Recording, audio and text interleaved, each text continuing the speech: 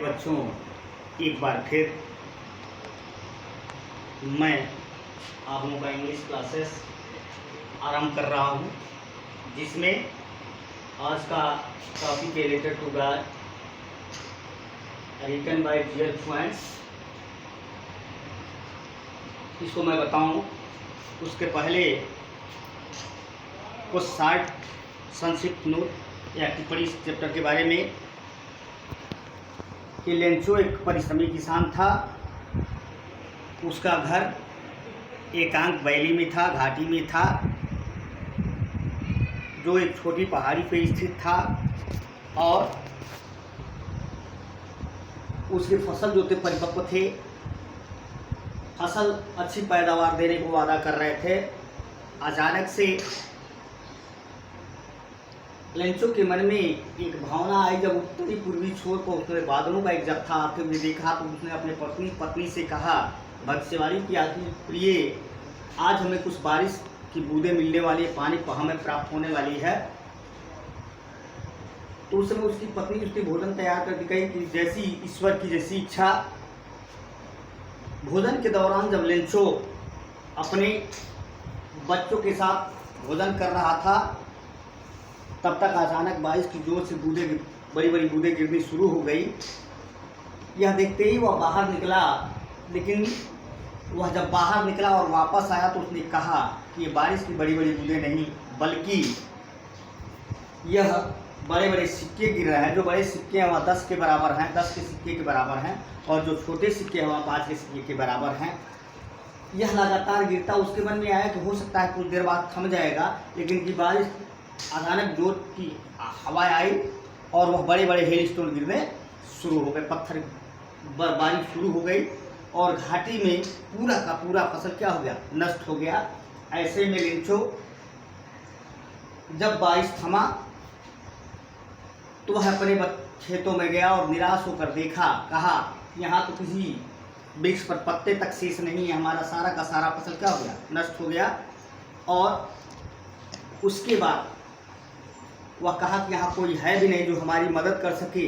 लेकिन उस घाटी में रहने वाले लोगों के मन में सिर्फ एक आस्था थी, क्या, हेल्प ऑफ गॉड। वह ईश्वर में आस्था रखता था। यद्यपि वह परिश्रमी किसान था, लेकिन वह लिखना पढ़ना जानता था। उसने पेपर और स्याही लिया और एक ईश्वर को पत्र लिखा कि ईश्वर, मुझे इतने पैसों की आवश्यकता है और जब तक कि मेरे नए फसल नहीं आ जाते।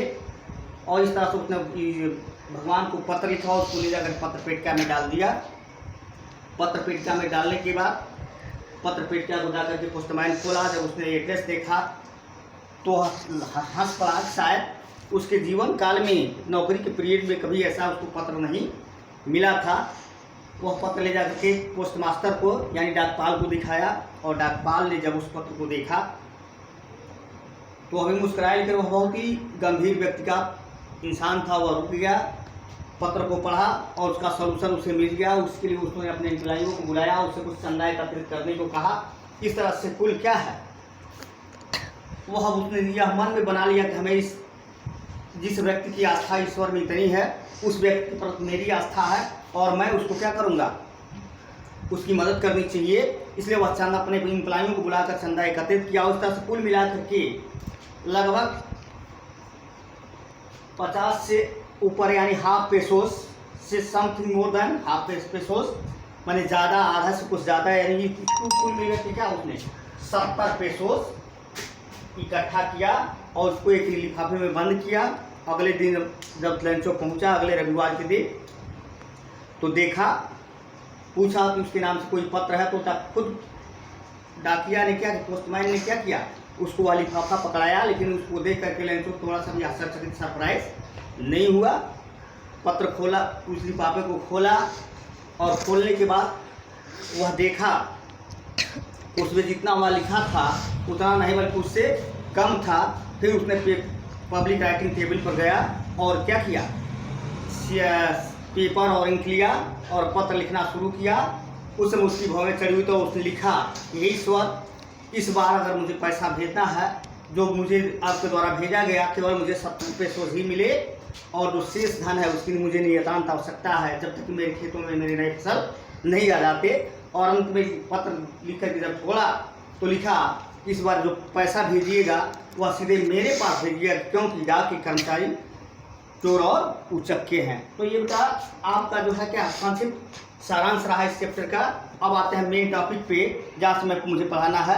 अब किताब अगर आपके पास है, किताब खोल लें और किताब में देखें कि the house the only one in the entire valley, या अर्थात एक वह घर जो मात्र घर, एक घर, the house only one is the entire valley, मतलब कि घर जो है वह क्या है, एकल घर है और एक एकांत घाटी में है। वो भी कहाँ पे, तो सेट ऑन द कैरिस्ट ऑफ ए लो हिल, जो एक छोटी पहाड़ी की चोटी पर क्या है, स्थित है, जो एक छोटी पहाड़ी की चोटी पर स्थित है। फ्रॉम दिस हाइट, जिसकी ऊंचाई से वन कुड सी, एक व्यक्ति देख सकता है द रिवर, नदियों को, एंड द